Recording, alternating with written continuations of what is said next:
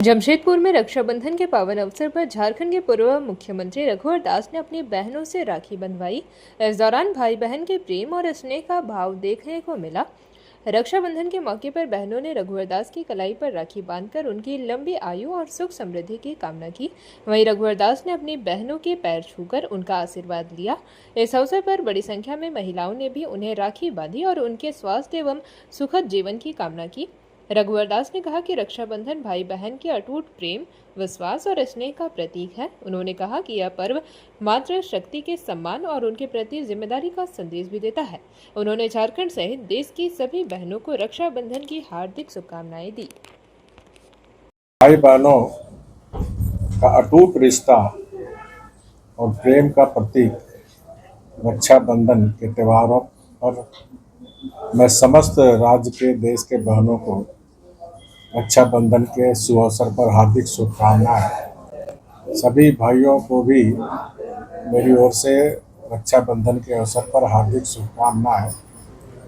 रक्षाबंधन का पर्व प्रेम का पर्व है और आज के दिन हम सतत संकल्प लें कि हम अपनी बहनों का या नारी शक्ति को हमेशा हम सशक्त कराने में, उनकी रक्षा करने में हम सफल रहें। ये संकल्प आज लेने की जरूरत है। सर, आपकी बहनों का भी काफी योगदान रहा है इस जगह पहुंचने पर, तो मैं क्या दो शब्दों में कहें। मेरी 3 बहनें हैं, जिसमें बड़ी बहन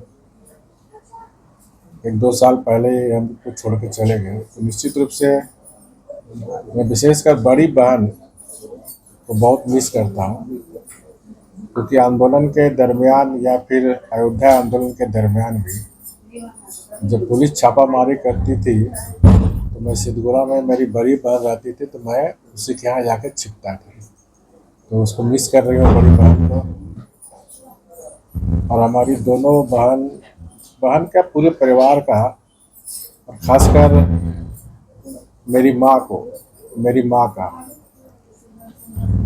आज जो कुछ भी मैं हूँ तो माँ के कारण ही हूँ, क्योंकि माँ का मुझे भरपूर सहयोग मिलता रहा, जिसके कारण इस मुकाम तक मैं पहुँचा हूँ। सर, आज भी बहनें जो है वो सुरक्षित नहीं है, कहीं ना कहीं उस पर कुछ कानून बनना चाहिए। कुछ नहीं, कानून तो बने हुए हैं। मोदी जी सरकार ने कड़े से कड़े कानून बनाए, उनको इम्प्लीमेंट करने की जरूरत है राज्य सरकार को। और ये बहुत ही, हम झारखंड जैसे राज्य में देखे हैं तो हमारी छोटी छोटी बच्ची महिलाओं का जिस तरह बलात्कार की घटना लगातार हो रही है, वो निश्चित रूप से हम सबके चिंता का विषय है। और इसलिए मैंने शुरू में कहा, संकल्प लेने की जरूरत है कि हम जो बहनों को आज राखी बांध रहे हैं, जो माताओं को हम राखी बांध रहे हैं, तो यही नारी शक्ति माँ दुर्गा के स्वरूपा, माँ लक्ष्मी, माँ काली के स्वरूपा हम उनको पूजा करते हैं। इस नारी शक्ति को हम बराबरी में नहीं, बल्कि नारी शक्ति को हम आगे बढ़ाएं, सशक्त करें, आर्थिक दृष्टिकोण से सशक्त करें, राजनीतिक दृष्टिकोण से सशक्त करें। और इसीलिए माननीय प्रधानमंत्री मोदी जी 33% नारी शक्ति, महिला शक्ति को आरक्षण देने के लिए कटिबद्ध है।